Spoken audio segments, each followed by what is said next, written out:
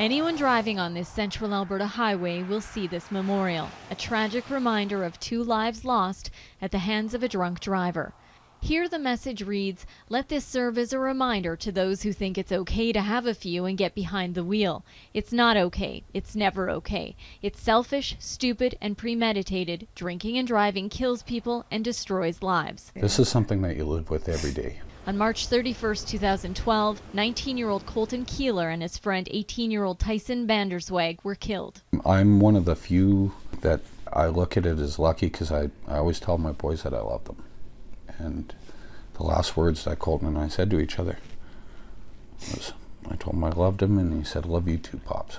The boys were driving with a group of friends west of Red Deer when their car broke down. Colton got out to push the car when a Ford Focus driven by a 29-year-old woman hit them from behind. She'd been at a party in Sylvan Lake that night, and they'd been out to the bar and back they'd been out to the bar and back to the house, and the friends took her keys away and told her that she was spending the night, and they pulled out the sofa couch for her and made it up and got pajamas on her and put her to bed.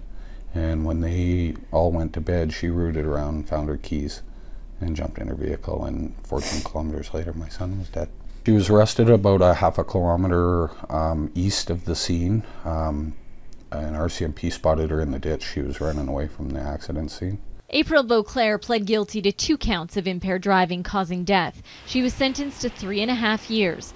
In the spring, she'll be eligible for day parole. 6 months later, she'll be eligible for full parole.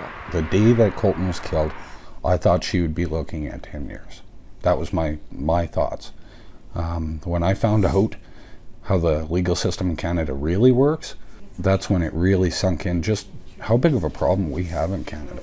He loved the camera. Colton's parents want his death to bring about change. They want impaired driving to be treated the same as murder. They made a decision to get behind that wheel drunk, knowing that it's against the law, and they killed someone.